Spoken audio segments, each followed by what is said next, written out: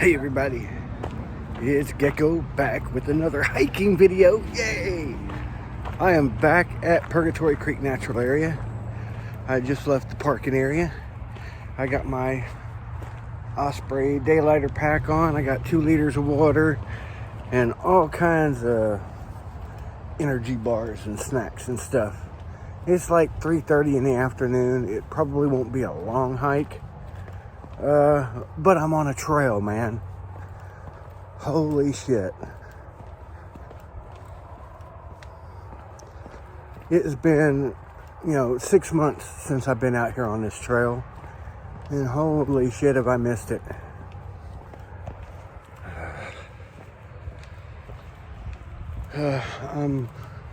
It was all nice and sunny and everything, and it looked like it was going to be an awesome afternoon, and I noticed some storm clouds rolling in from the northeast. So I don't know if I might get a little wet or what, but I'm not going to need these sunglasses for much longer, if at all. So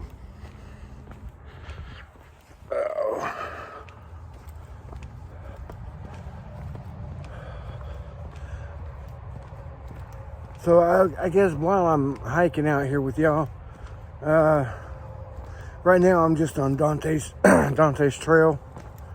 I'm probably going to head up to Gekko's Overlook and probably come back because, I'm not working with too much daylight. So that's probably all the daylight I'm going to have. So I got some other little updates for you. Yeah, I told y'all in yesterday's daily walk and talk that my Social Security disability claim had been denied. I talked to Premier Disability Services and neither they nor I ever got an official letter of denial. So they're going to find out what's up with that. Now, they did not have my new address, but I had filled out a change, a forwarding address form with the United States Postal Service. So I should have gotten that letter of denial, forwarded to my new address if it had gotten sent, which tells me they never sent it. So there is that. So they're going to find out what the hell's going on with Social Security and make a decision whether we're going to appeal, reapply, or if they're just going to cut ties with me and count their losses. I'm still wanting to go ahead and go forward with an appeal or a reapplication because, you hear me talking about being at work. I'm in constant pain, some level of pain the entire time. So the second little bit of news is I heard back from Amazon Medical Accommodation. They sent me some paperwork they want me to fill out and they want my doctor to fill out. So I've got to get on that. I tried calling my doctor's office, but their office is already closed for some reason. So I'm going to have to call them tomorrow. It is Wednesday. I think they have early hours on Wednesday. They're not open all day. So I will try again tomorrow to see if I can't either get a virtual appointment, talk to somebody and like maybe drop off the paperwork or actually get a physical appointment, so that's the next step on that. Now let me let these guys pass me by.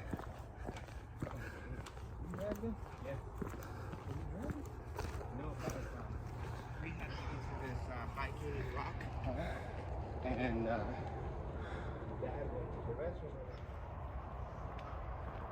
Alright, I let those guys go ahead and pass me up. They were going a little bit faster than I was.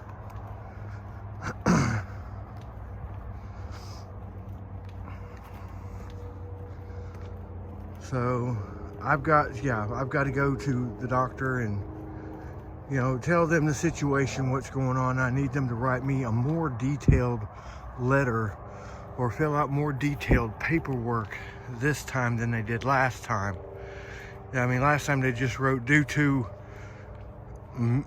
medical issues brought on by military service, I'm unable to wear a face mask. I'm only able to wear a face shield at this time. They never went into, and I can understand why, is because, you know, they're a family practitioner. They're not really qualified to answer psychological issues like phobias and stuff.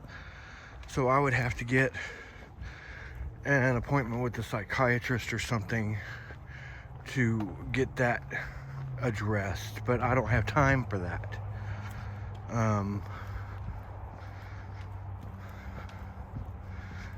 Because that would probably be a more in-depth evaluation.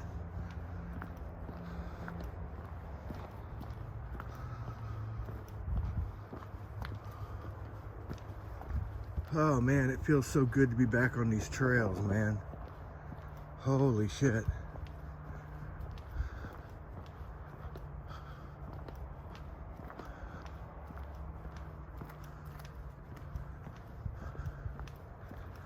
I have missed this. This is the first trail I've been on since attempting Flat Top Mountain in Colorado.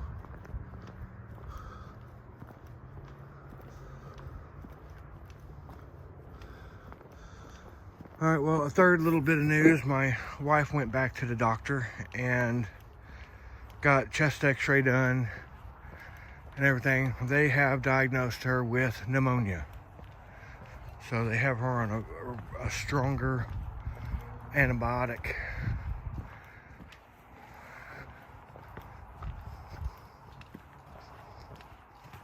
Hello.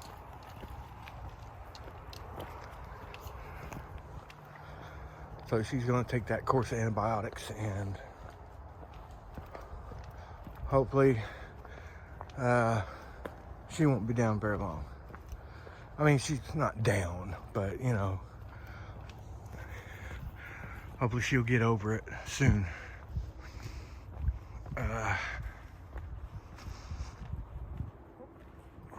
Honestly, we probably shouldn't have gone out to Mavericks that night, Christmas night. She had had a breathing treatment at work the night before, so she was feeling really good. But that only lasted so long, and then she, you know, instead of being almost pneumonia, it turned into, yeah, you got pneumonia. And of course now I've been feeling more under the weather than normal. I've been coughing up stuff from my lungs, and my sinuses have been draining. So hopefully I'm not getting pneumonia as well.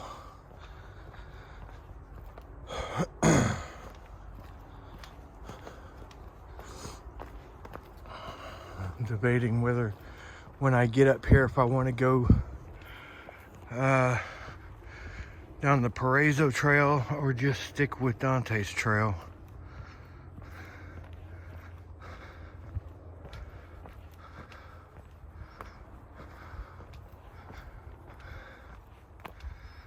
I think honestly I'm going to go on the Perezo Trail.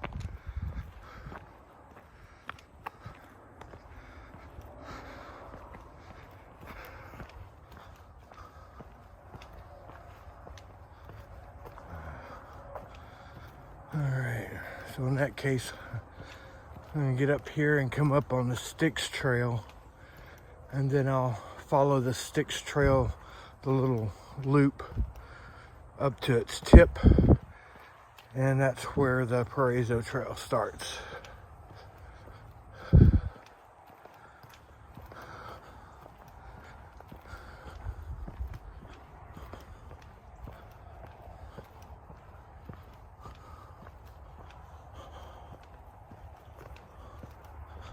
There's the rhino tree. Rhine oak. Looks like a rhinoceros. That's actually what they call it, the Rhine oak.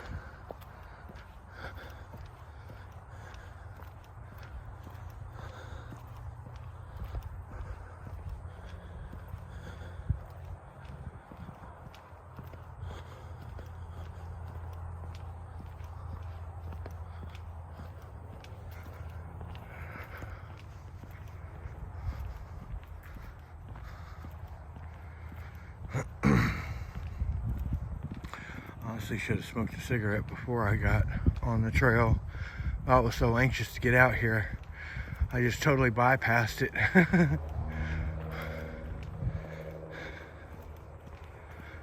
There's a bench or something up here past the,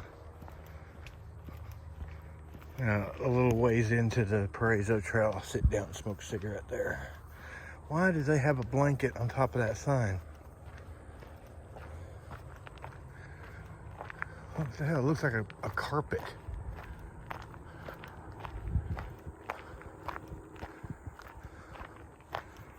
What the hell?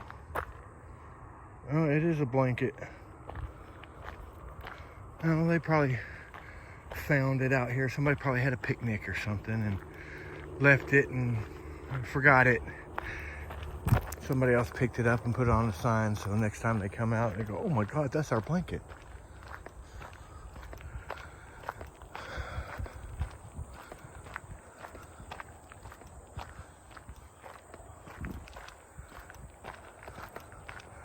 So this part is the Styx Trail.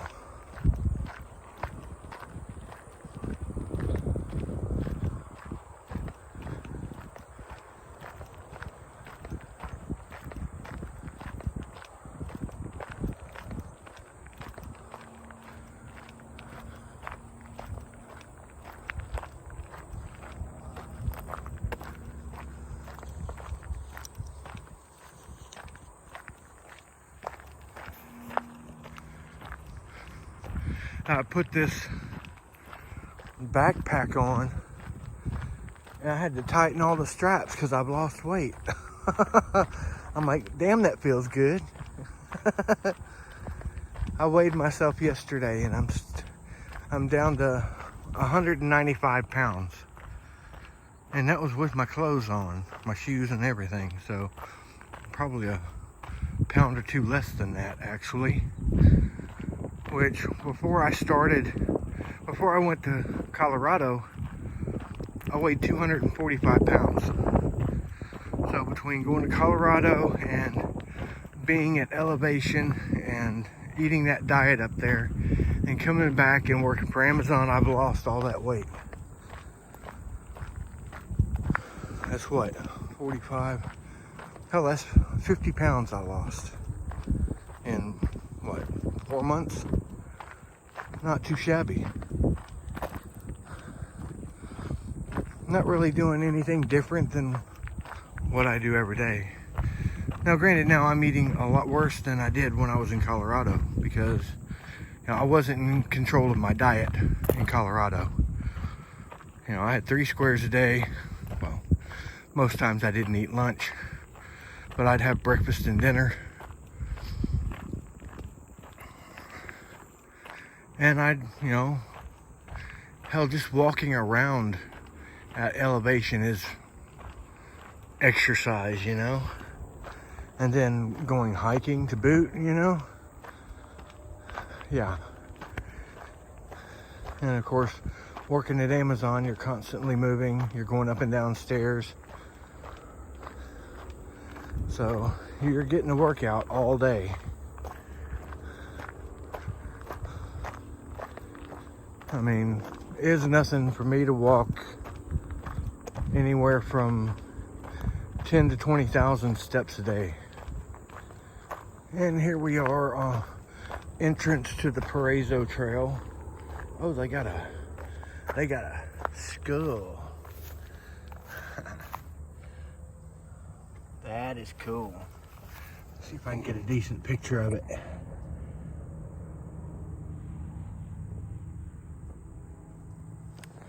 There we go. That should have turned out all right.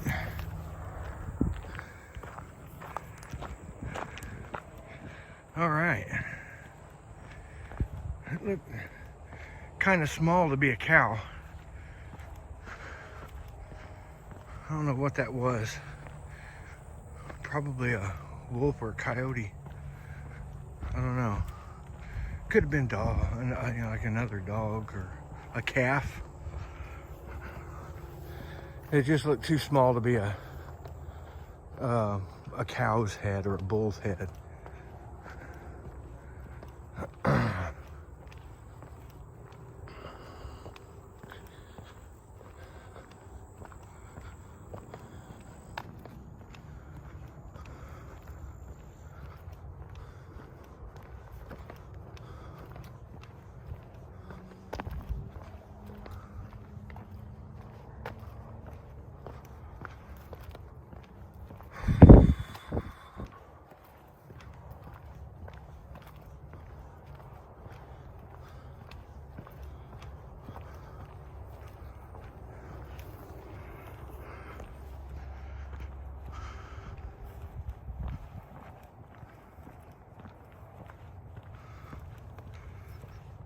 All right.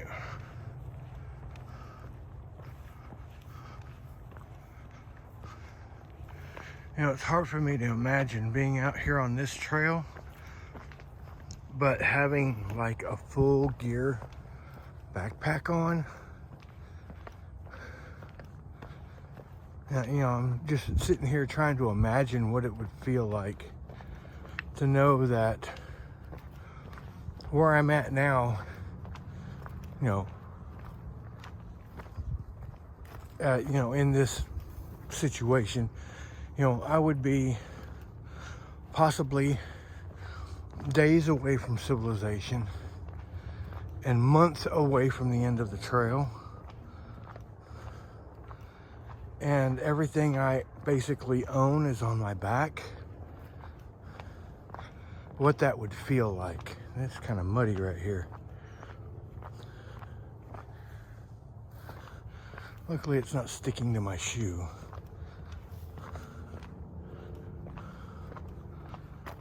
You know, what would that feel like? Not having been in that position before, except when I was in the military. You know, and even then, we were always at a place where we could, you know, come and get trucked back to civilization if we needed it. You know, out on these trails, you know, sometimes you're, you know, days hike from the nearest road or cut off trail into town or what, you know. So you're basically stuck out there, left to your own devices to survive, you know. You know, what does that feel like?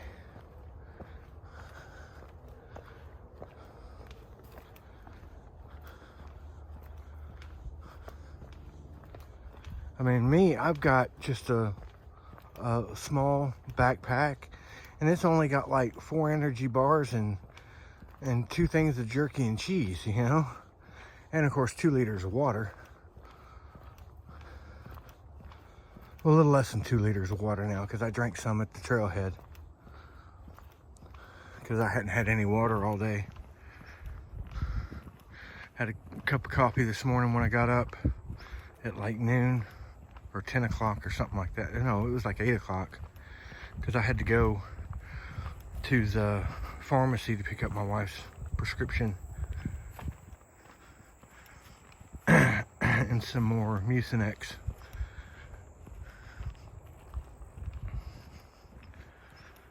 But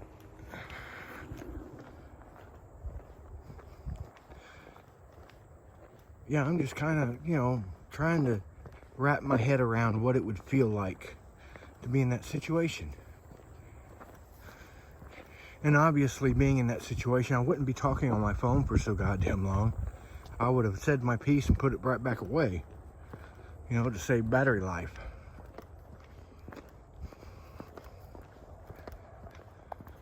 That's one of the things I'm going to have to get used to, you know, kind of go over in my head what I'm going to say before I pull my phone out and say it, you know, and kind of like plan my speeches a little better instead of just rambling on, you know.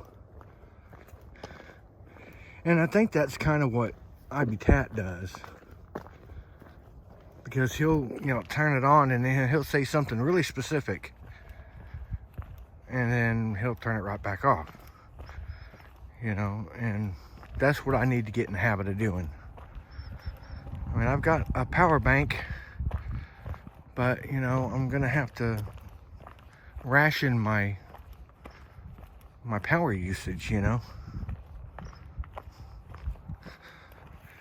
because I know the first time I charged that power bank, it took like 35 hours to charge, you know, and if that's how long it takes to charge when it's fully empty, you know, that's basically going to be my entire, you know, 0 day. So, you know, I'm going to have to make sure that I have the ability to charge all my gear separately from each other when I'm in town. Like, have a charger cable for my phone that can plug into the wall, have, you know, cords where I can charge my power bank into the wall, and anything else I have, like my inReach device, make sure it has a power cord that I can plug into the wall, and then maybe get like a USB splitter that plugs into the wall so I can plug everything into that, and they can each be charging independently of each other all at the same time to cut down on charging time. And also that I'm not overtaxing my charger bank, because if that thing goes down while I'm in the woods, I got no power, you know. I'm not going to be able to film anything. I'm not going to be able to, you know, look at my maps so much, because I'm going to have to save that energy in case I get in trouble, you know. Make sure I have enough power to make a call out if I have service, you know. You know, make a call to 911 or whatever, or make sure that my inReach device is, you know, if I'm out of power bank power, turn it off. Like, turn it on like every other hour for like 10 minutes and then turn it back off, just enough to get that ping to let people who are following me online know, okay, he's here. And this was 10 minutes ago or whatever, you know, he's still good. And I can explain to him. Oh, there was, I guess, a bird or something out there. Explain to him, you know, that I'm in, you know, power save mode. What is out there?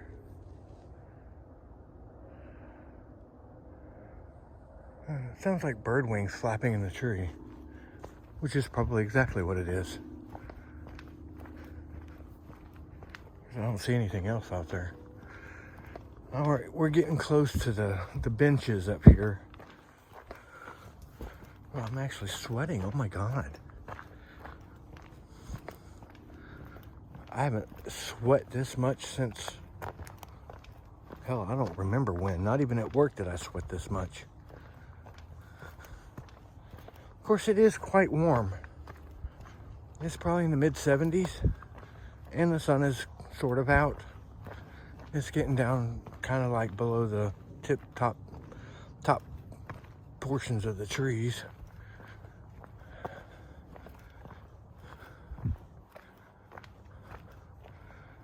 Minotaur Canyon. That's new. Oh, it's an actual trail. Hold on now.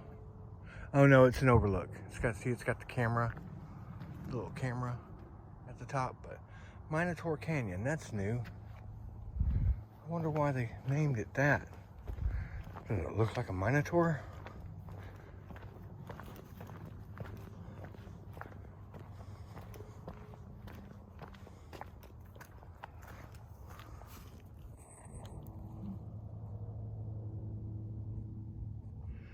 I took a picture of it.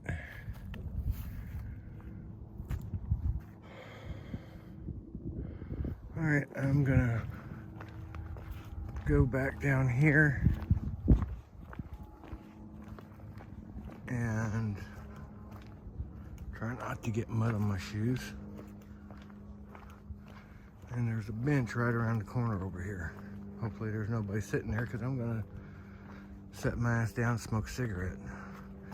Now, it's, you know, technically a city park and you're not supposed to smoke. Damn it, there's somebody there. All right, I'm gonna go back out here.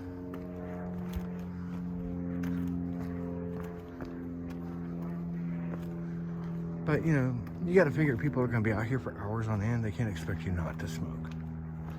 Now, as long as you cart your cigarette butts out, who cares? You know, there's no fire ban going on. So, I'm gonna shut y'all off for a little bit, and I'll pull y'all back out later. And I'm going on damn near half an hour. So, I'll pull you out later. All right, well, I'm back. I'd gotten a voicemail from the medical accommodations team at Amazon, so I called them back, and they were just making sure I knew what to do going forward, which was that the attachments that they had sent me, there's an employee questionnaire I got to fill out, and then there's probably something that my doctor needs to fill out. So like I said, I tried to call my doctor, and they're only open half a day today, so they weren't open. So I'm gonna have to try again tomorrow.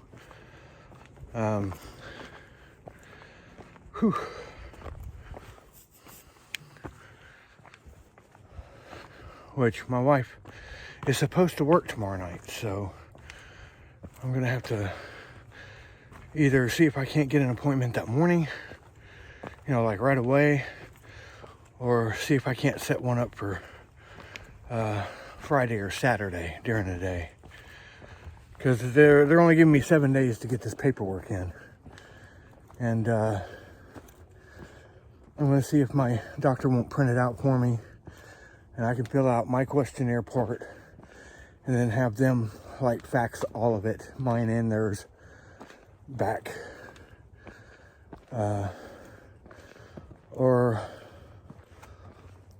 you know, scan it and email it back to me, the filled out portion, and I can, if it's not able to be filled out online, if it's able to be filled out online, then I'll just do that and email it back to them. That's no problem. But I have no capability of printing anything at home right now. My printer is down, does not work. So I was just trying to envision, you know, like I said before, you know, having a full backpack for a thru hike on my back and being on a trail where basically I would be living on the trail at that point. You know, everything I own is on my back, you know, and I'm pretty much out in the wild. I have a feeling that, you know, for at least first starting out on the Appalachian Trail, the trail's not going to be this hard. You know, what I'm on now. I mean, elevation-wise, yes. I'll be going up, you know, even on the approach trail. I'm going to be going up all day, because you're going from the visitor center down at the base of the mountain, basically to the top of the mountain, 7 miles away. So that's going to be a pretty grueling first day, elevation-wise. But it's not rocky like it is here. I mean, it's all rocks. So, the most thing I'm going to have to look out for is basically leaves and roots.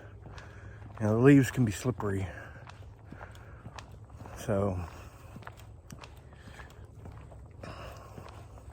I guess, you know, it's a different type of terrain, and I'm honestly glad that I'm practicing on this type of terrain, you know. And there are elevation gains and elevation losses on this trail. They're just not extreme. I mean, they can be kind of steep, but only for a very short distance, not miles of uphill or miles of downhill, you know. So it does kind of get me trained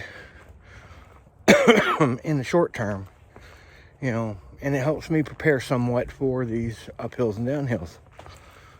You know, I'm still probably going to have to, you know, stop periodically and rest, you know, catch my breath for like a couple of minutes and then keep going. But I don't think it's going to be anything that's too hard. We'll see. Because, you know, being out there, you know, maybe not on the approach trail. If something goes wrong on the approach trail, I can go back to Amicalola Falls Visitor Center, you know. But once I get past that southern terminus, you know, I either have to go at least a day back or at least a day or two forward to get back out. You know, at that point I'm in it. And like I said, I haven't been in that type of situation since I was in the Army. You know. And that would have been, I mean, being at Fort Drum, being in the field, you're always at a place you can hike out. You know, it may be a few miles, but you can hike out. Versus like when I was in Panama and we were in the mountainous jungles and, you know, we'd already camped a couple of nights. You know, at that point, it really would have been a chore to get back out because, you know, you're not in a protected land area. You're not really on a base. You're in the middle of the jungle, basically, and you have to come back out. If something were to happen, you wouldn't be able to really do anything without maps and a compass. And back then, it would have had to been paper maps because, you know, that was, the internet was just getting started. GPS wasn't a thing yet. As far as like Google Maps and stuff like that, that wasn't probably even thought of yet. Because, you know, just back in 90 and 91. So, I mean, the internet was just getting off the ground, you know. I didn't get my first computer that had internet access until 1994 when I started community college. And even then, the websites were few and far in between, you know. Mainly it was just, you know, government, a few businesses, like big business, and the university systems. You know, that was the extent of the internet. And banks. But there was no online banking back then, you know. It was just all information. You know, and you would have some databases, you know, about various topics, like forum groups.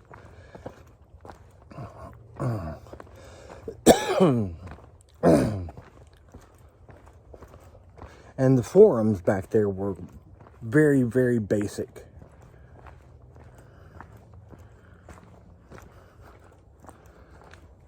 So we have come in my lifetime, you know, leaps and bounds, and basically 100% of the internet being invented in my lifetime.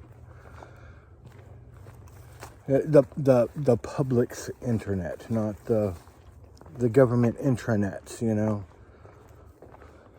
which is what it was originally. So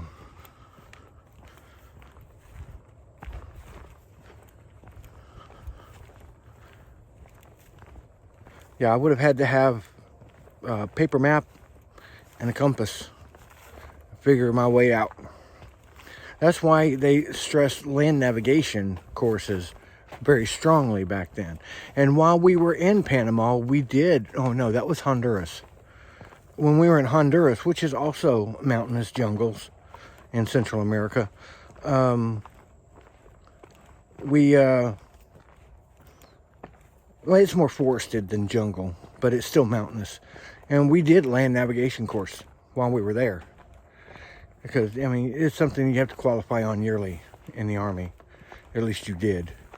Nowadays, I don't know what emphasis they put on land navigation or what it even looks like these days. Because, you know, I think you do have access to technology when you're out in the field nowadays when you're in the Army or in the military. But I'm not sure. I haven't really talked to anybody who is in the Army. I might actually get on and ask Wednesday if she had to do a land navigation course when she was in basic training. And that was just, you know, 2-3 years ago. So, of course, that might bring up traumatizing experiences for her. She had a rough time. I mean, she was in basic training and she broke her pelvis. And basically, I mean, she ended up getting discharged medically. So she may not even made it to the land navigation course if they still did it. I don't know what kind of new technologies that they use in basic training. I mean, when I went through in 1989, there were no technology. I mean, you had the old big rectangular radios that your radio operator carried, and then the leadership had smaller radios that were still like half the size of a boombox, you know, that they would hang in a pouch on their belts, you know. It was bigger than a walkie-talkie. So nowadays, I don't know what that looks like, you know. Hell, these days they've got like cameras on your Kevlar helmets, and they're able to, you know, video track you and GPS track you remotely by satellite. So, you know, I don't know if they do that in basic training, but I know they do for soldiers out in the field. If, you know, TV and documentaries and everything can be believed. Yeah. So anyway, I'm gonna get up here to Gekko's Overlook, and you know, by the time I start heading back, it's gonna be, and the sun's gonna be at the horizon, so it's gonna get dark. And I don't have a flashlight with me, but luckily I have excellent night vision.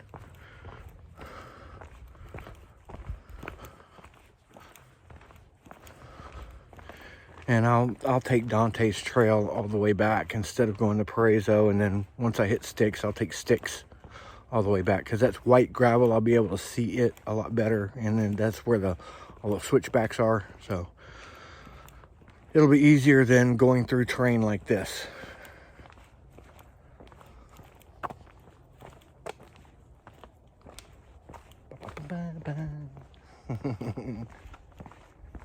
Tell you what, I am digging being out here again. I can't tell you how much.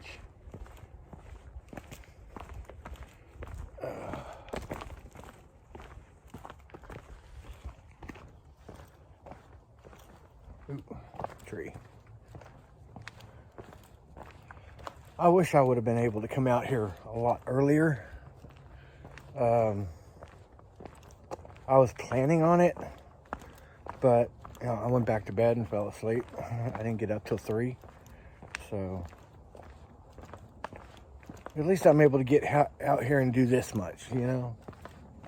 Feels good, especially after all the news I've gotten lately about things I was hoping to come out in a different manner.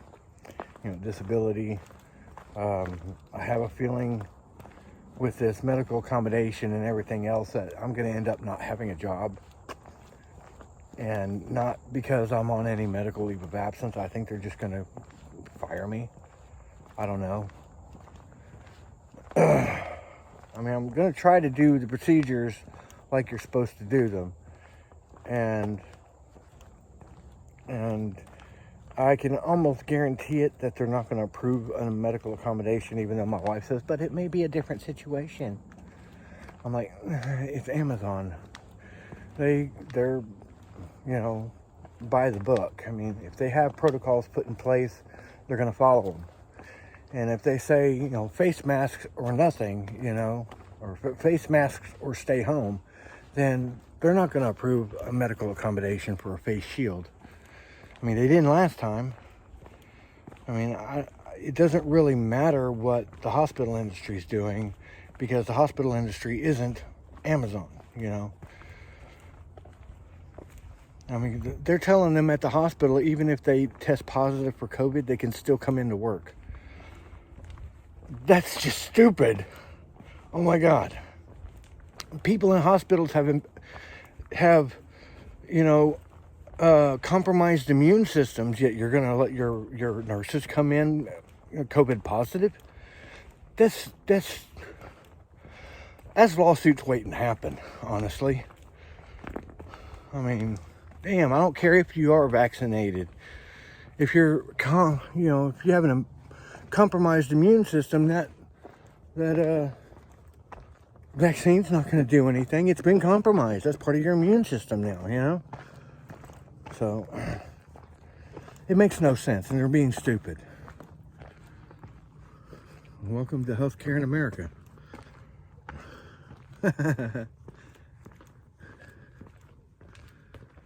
All right. Sounds like there are actually people at Gekko's Overlook.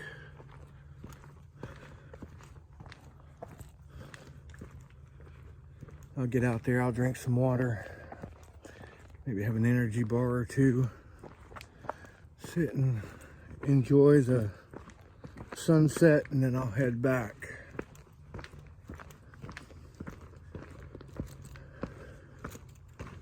Now, Gekko's Overlook is a perfect place to watch a sunset. Or for that matter, a sunrise. I think it's in a perfect angle to catch both.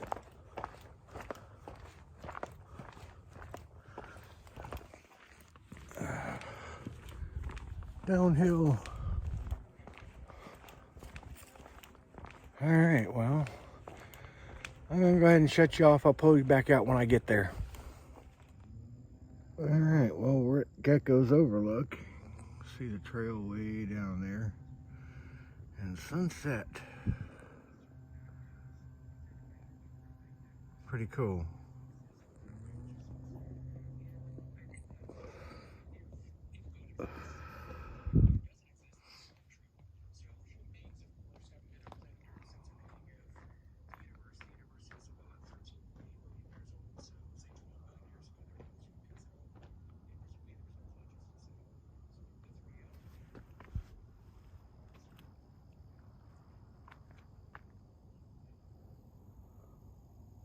That's a long way down.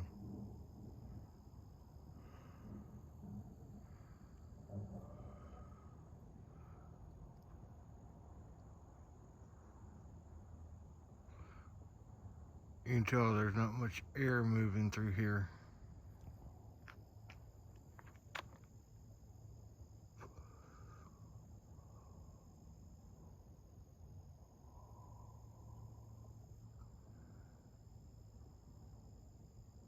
That is a cool effect, though.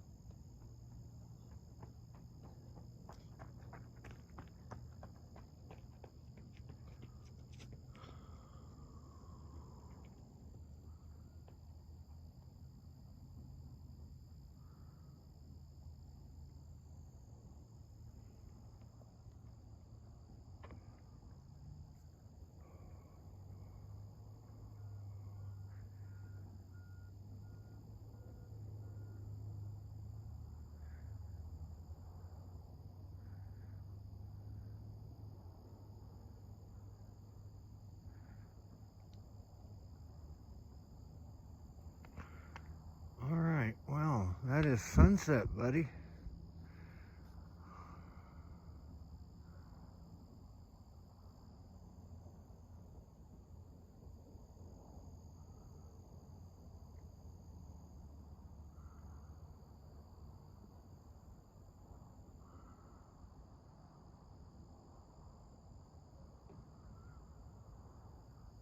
I don't know if when the sun gets lower, this is going to turn red.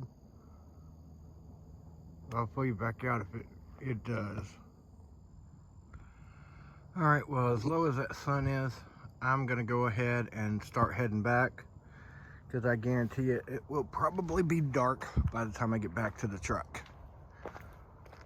So, I'm going to head back. I might be able to get a good view of the sunset at some point, and I will pull y'all back out if that happens. I'm gonna just keep y'all out for a little bit, show you a little bit more of the trail. I had one of those protein bars that I bought. I'll show you what they are later. It was actually pretty good. It was like it was a peanut butter cream bar. It was kind of whitish. It didn't taste as sweet as like a Nutty Buddy or something, you know. You know, the peanut butter wafer bars that I like. I don't know if I ever told y'all that, but I love those things. But it was similar. It just wasn't as sweet. But it's a protein. It's an energy bar. It's not supposed to be sweet per se, you know. It just has to be palatable, and it was. It was all right. So I'm gonna have to remember the brand and see if I can't find them and see what other flavors they have, because it was all right and it wasn't hard to eat, you know, with my teeth. So, and then I had a Jimmy Dean, or not Jimmy Dean, shit. The Slim Jim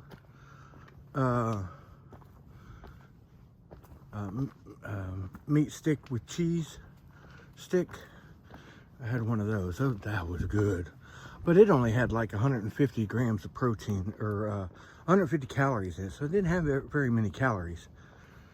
And it didn't have much more protein, so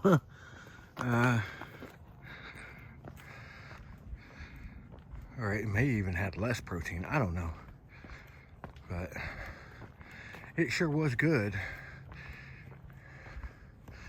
Now I'm gonna have to kind of like keep my eye on what's, you know, high in calories, so I can, once I start the trail, you know, because, you know, you're burning calories all day and you really need a high caloric intake to let your body keep up with it, you know, and replace what you're burning.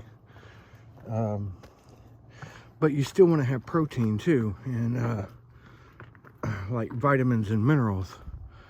So I'm probably going to be one of those types that takes some sort of vitamin and mineral supplement with me on the trail, so I don't get malnourished, and that my body can heal itself as I'm going. Because I haven't really showed y'all, but my calf muscles are constantly twitching. You know, even when I'm not doing anything, I haven't been exercising or anything, you can sit there and watch the muscles in my legs just twitch, twitch, twitch, twitch, and you can't even feel it. So I've heard different things about what that could be due to, caused by, and one of the things is like magnesium and potassium deficiency.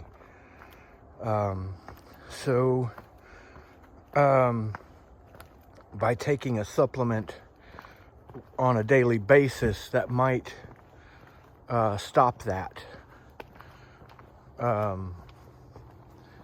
don't know. I haven't ever tested that theory. Because I've tried taking supplements, and I usually don't like the way they make me feel.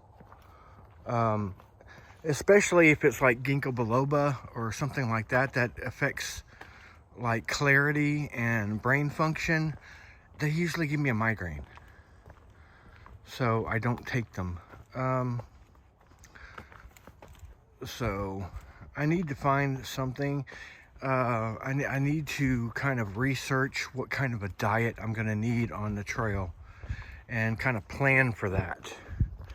And I think part of that is going to be some sort of a supplement regimen.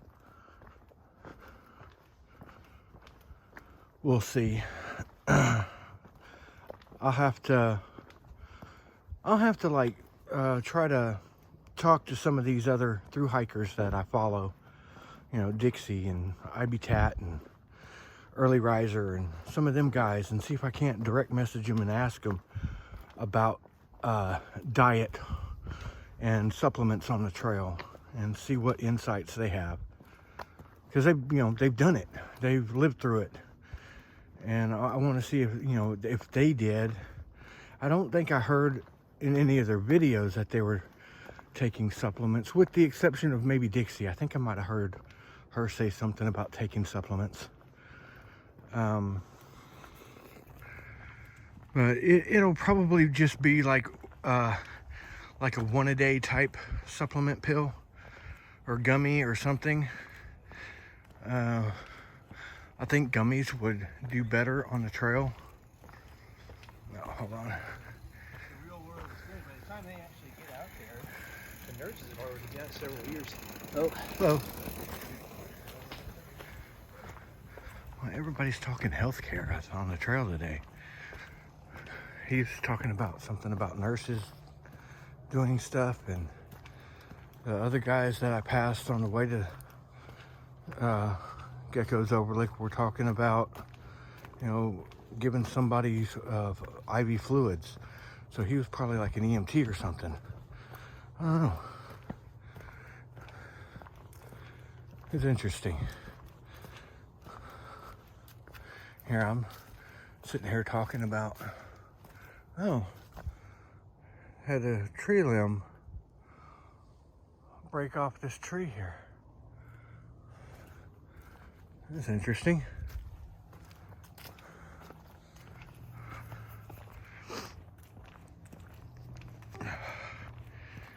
But I hear people say when they start the trails that they have no appetite, and I'm wondering how much of that is nerves. They're starting this huge chapter in their life where they're going to be disconnected from family and friends and basically society and reality for the most part for months on end. So, that has to have some sort of a physiological and psychological effect on you, So with all the nerves and being nervous and, even maybe a little bit of fear mixed in there, that has to affect your appetite. And I'm sure I'll go through something similar to that when it comes time for me to be out there. But I don't know. And also I'm wondering because, just being here at home, I get up in the morning, I'm not hungry. I don't eat breakfast. I'm lucky if I eat lunch. I usually wait till dinner to eat anything. I'll get up and I'll have my coffee. And that's pretty much it till dinner. I'm definitely not going to be able to do that on the trail, because of all the calories that I'm going to be burning. And, one thing I've noticed, somebody left their water bottle. Somebody's got it set there for when they come back. Okay, this was the Perezo Trail. I'm not taking it on the way back. I'm taking Styx Trail, which is 1.2 miles. Of course, that's not going to be entirely accurate because once I get to the Styx Trail, I'm going to be hanging a right and taking it back to the parking lot. So that's where all the switchbacks are. So it might be a little bit longer. I don't know. what the distance difference is between the Dante's Trail from that point to the Styx Trail.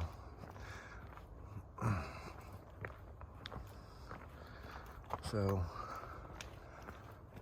the main reason I'm taking the Styx Trail is because, you know, by the time I get there, it's going to be a lot darker, and it's a white trail. You know, it's going to be easier to walk on and see than walking through this, you know, woods with a black trail because of the dirt and rocks and everything. So I'm glad that I got to get y'all out here instead of just, you know, walking the cement sidewalks that we usually do for our walk and talks. Hell, I don't know which playlist I'm going to put this in yet. Whether I'll put it in my nightly walk and talk, since it is getting dark, or if I put it in the hikes, rants, and rambles, because this technically is a hike. I might go ahead and just put it in the hikes, rants, and rambles, just to keep, you know, the videos organized. And granted, it's not going to be a long hike. I think by the time we get back, it may have been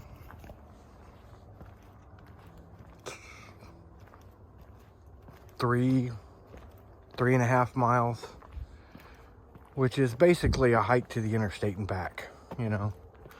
So it's about the same length of a hike as what my nightly walk and talks are, but it's on a trail.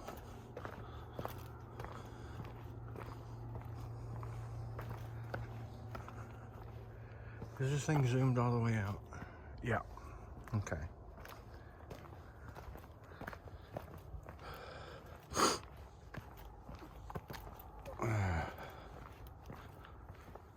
Oh, man.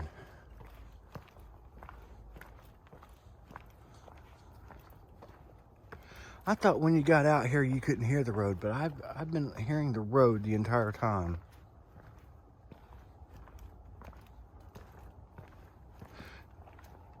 Granted, it's kind of quiet, but you can still hear it. And I don't remember being able to hear it the other times I was out here, you know?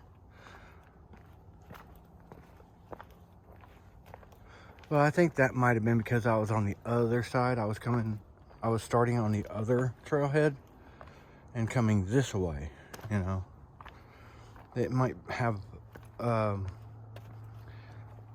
because you are kind of walking in a canyon, so it would probably block out more of the city noises than where I'm at now on the trail.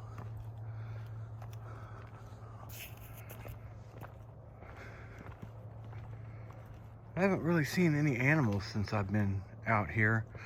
When I was driving in, I saw a deer cross the road. But I haven't seen any animals since I've been out on the trail. With the exception of a bird. I saw a bird. I think it was one of those black buzzard looking things. I don't know. We have a breed of vulture that's kind of native to this area. I think it was one of those.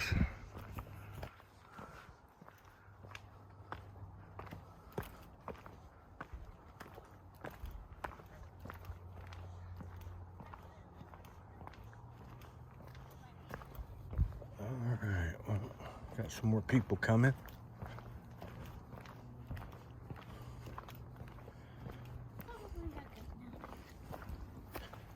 Hello. How are you? Doing good.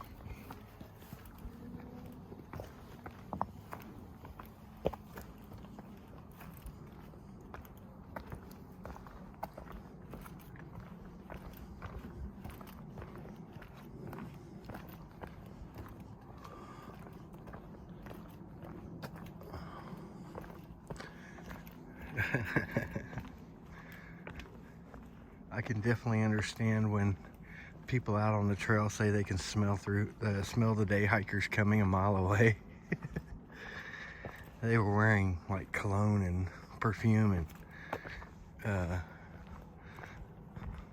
like perfume deodorant and stuff like that, and I can still smell it.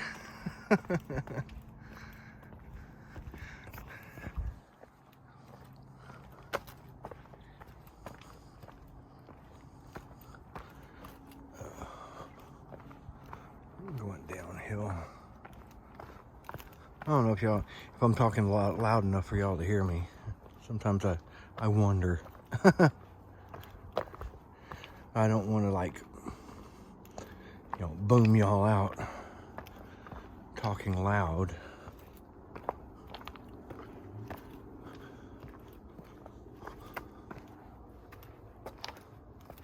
Oh, all these rocks.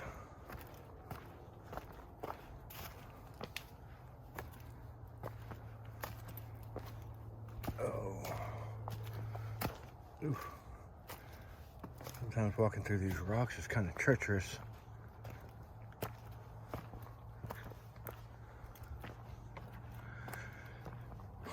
Once we get on this side, we'll be going pretty much steadily uphill.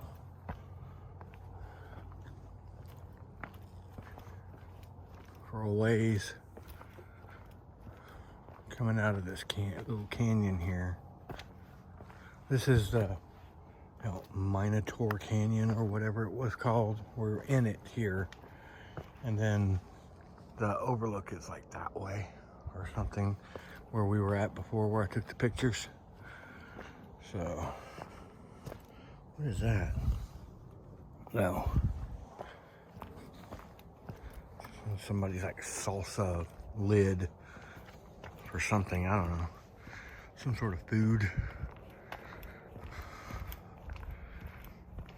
I thought I had gone to, when I went to the pharmacy this morning, I went by Whataburger because my wife wanted a breakfast sandwich, so I got me one and then got a couple of taquitos.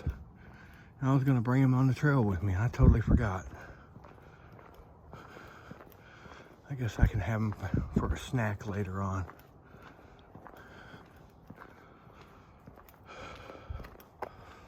Being out here like this just reinforces my desire to hike the Appalachian Trail.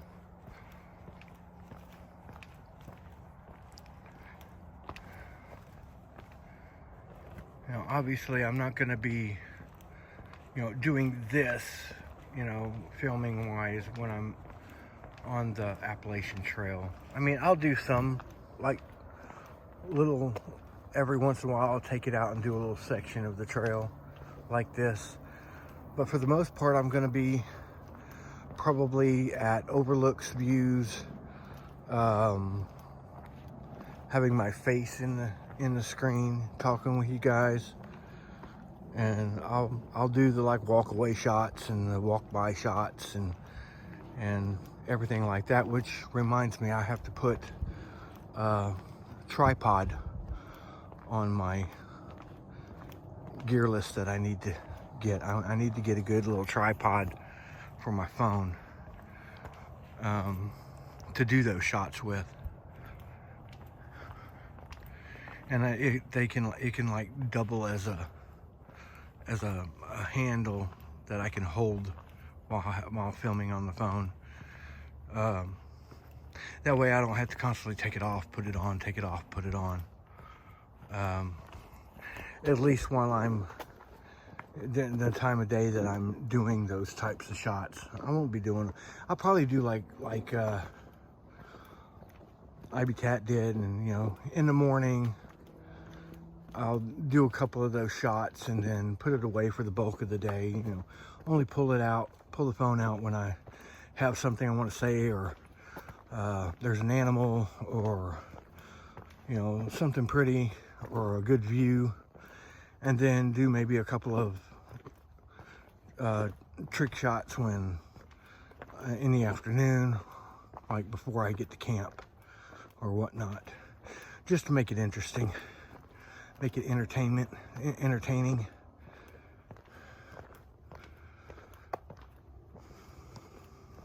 But I'm kind of hoping to keep these daily vlog videos down between like 30 and 45 minutes per day, just so, you know,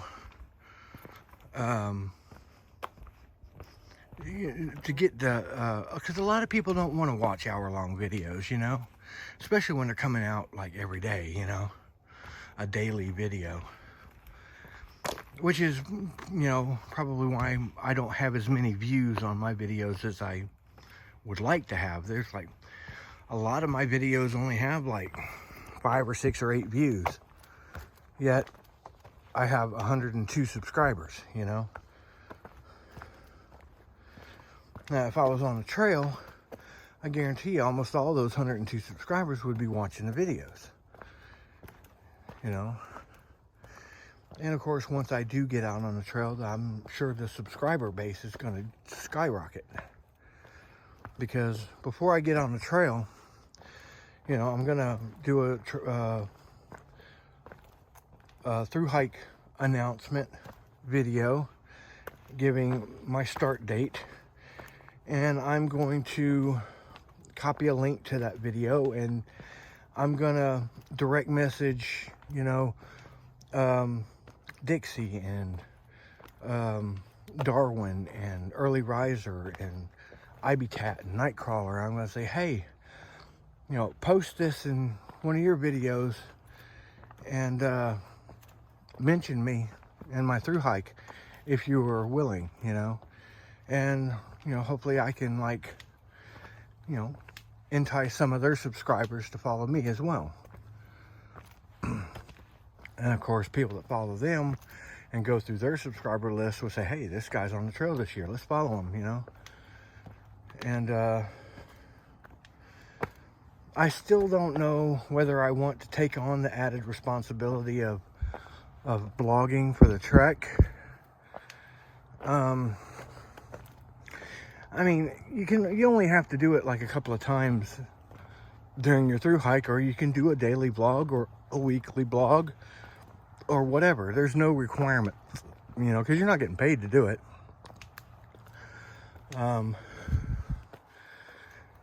But I don't know if I want to have that added responsibility getting started. I might wait and see what hiking the AT is like.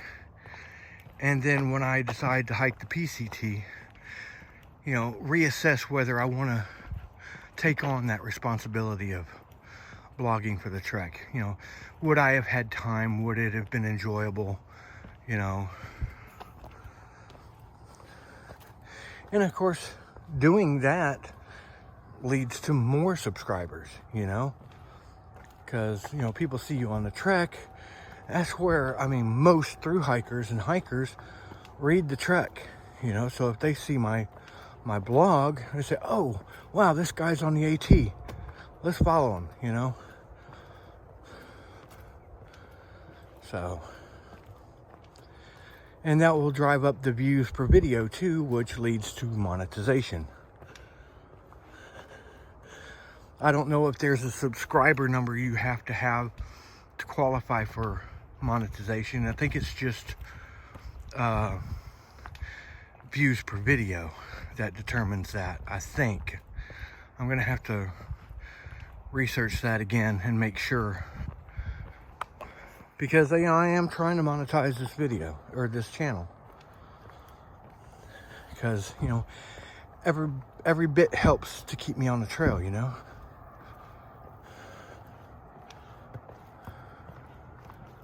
I think somebody else is coming. Yep.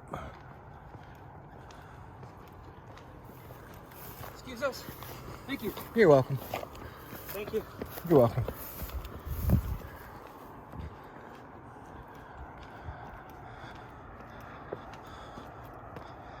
I always try to move off the trail for these guys, the bicyclists and the other hikers, and I know there's etiquette to it, at least with other hikers. Like if you're if you're hiking uphill, the people going downhill are supposed to step to the side, because, you know, you're going uphill, you built that momentum to keep yourself going. You know, to have to stop and then build that momentum up again is a lot harder than if you're going downhill.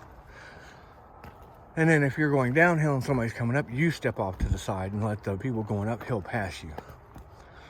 So that's the etiquette protocol for passing hikers. But I always step off the side because I don't mind. For all the hikers and the bicyclists and the trail runners, especially the trail runners, because they can't really slow down well, you know, because they're concentrating on where their foot is being placed, you know, with all these rocks. You kind of have to. So with you not stepping off the trail, it's going to be a distraction for them, and they're going to trip, fall, hurt themselves, you know. So I always step off the trail.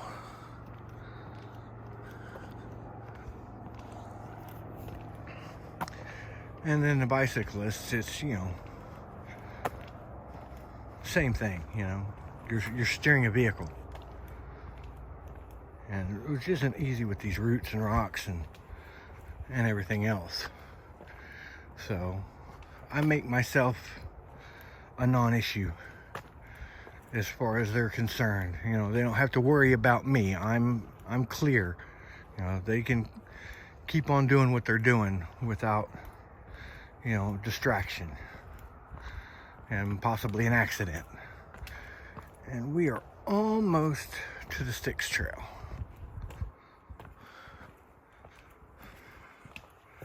This is going to be another hour-long video.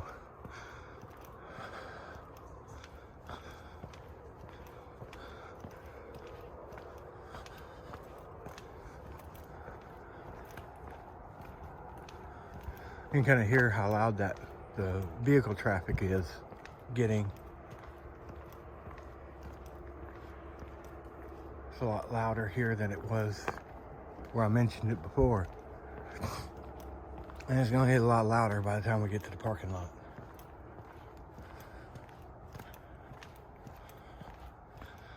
Alright, well, I'm going to put you all away for a little bit, and I'll pull you back out when I get close to the parking lot.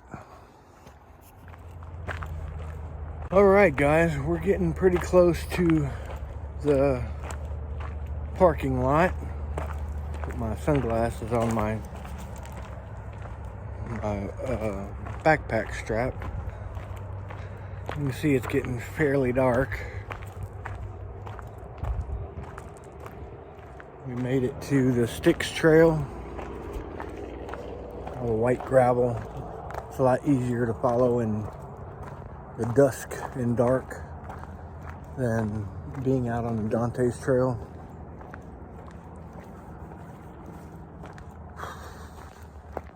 It's been fun. It's been, I am so glad I took the time to come out here. I was debating on whether I wanted to, and I'm glad I did. Because it's been entirely too long since I've been out here. And, you know, just walking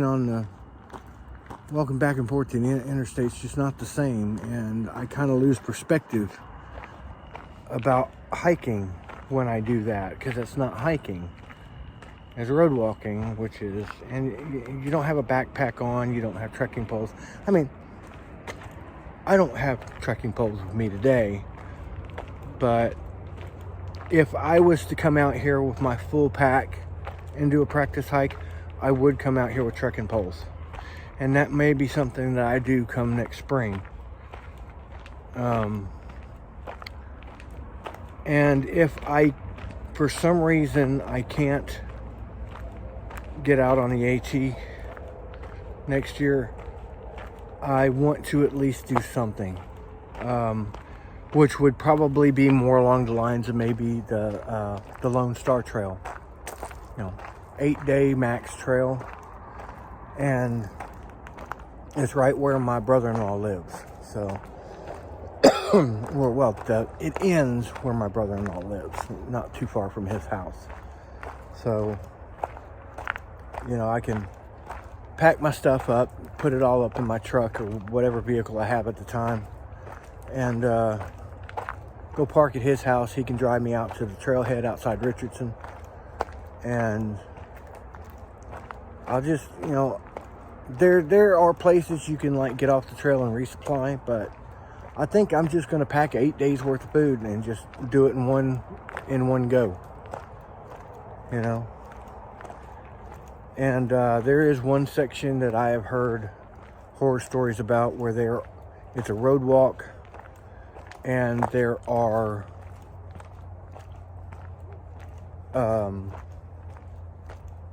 fairly aggressive dogs.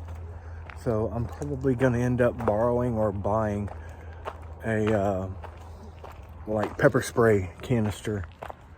My youngest daughter has one. I may borrow it from her or buy one of my own to have out there. And of course I'll have my pocket knife in case I need to get real, you know. So that is, you know, I don't have to have a budget to do that. Basically, I'm going out with everything that I would need to do the entire hike, you know. So I'm not having to resupply or have any sort of a budget to have along the way. I'll basically have everything I'll need for the hike on me. And it'll just be getting there and getting back, you know. Tank of gas each, maybe. Which is, but depending on the vehicle, a tank of gas might get me there and back. So I don't know. It's only a couple hours drive from the house.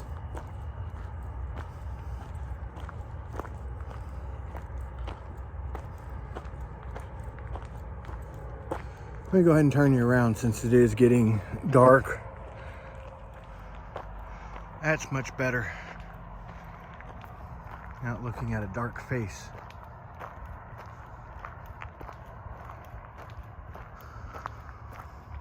So, you know, even if I can't do a long distance trail, I'm gonna do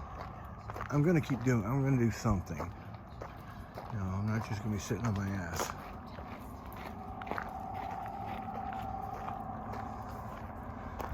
And doing the Lone Star Trail seems like the best option, you know, the best replacement for, you know, not being able to do the Appalachian Trail. So I am planning for alternatives if that becomes the case.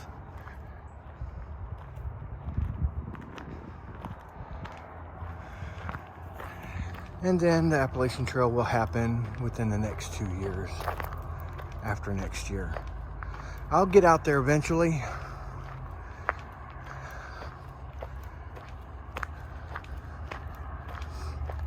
And of course, I'm still looking at finding new ways to generate income. Oh, I don't think I mentioned it yet. I had gone on Kindle Direct Publishing and actually made a journal.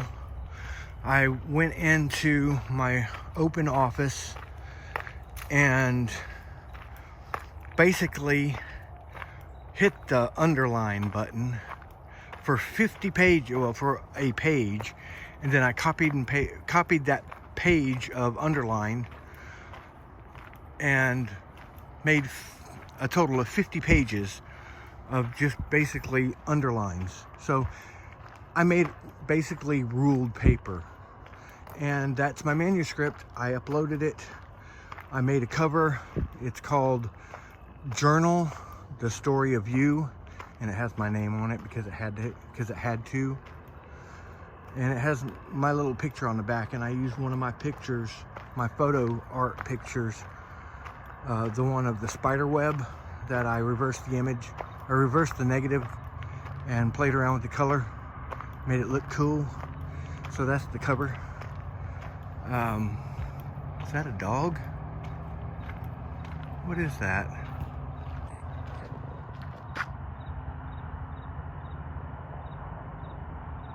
Is that a dog or a rabbit? I think that's a rabbit. There's a rabbit. Hello, rabbit. Hello, bunny rabbit. I was just complaining a little while ago I didn't see any animals. Well, he's letting me get really close. Hey, bunny. What you doing? Run along, Cottontail. Where you at? There you are. What you doing? What you doing, Cottontail? What are you doing? What are you doing, cutie? Where you going? Where you going, buddy?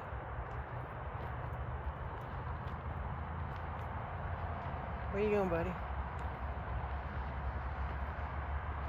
Where you going?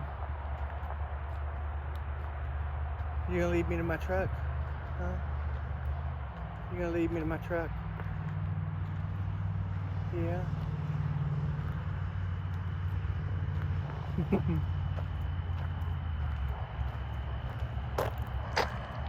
That was pretty awesome. And of course, then we're right here at the parking lot.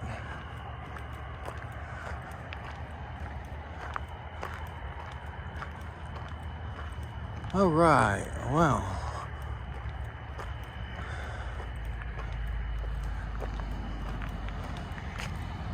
Let me turn y'all around right quick. All right, well, we had a lot of fun hiking on Styx Trail, and there at the Perezo Trail, and then at the end here the Styx Trail. I was glad to get out here. It's been way too long since I've been out on this trail. And I've forgotten how much I love being out here. So we'll have to do this again soon and do a longer hike. You know, I got up too late to do a long hike today, so I only ended up doing like 3 miles. So that being said, go ahead and hit that subscribe button if you haven't already.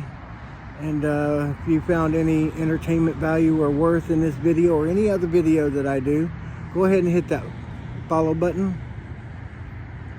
Or the like button, sorry, the like button. And while you're at it, go ahead and swipe that notification bell to be notified anytime I upload a new video to Gekko's Trails. And y'all stay safe, and we will see you later. Bye.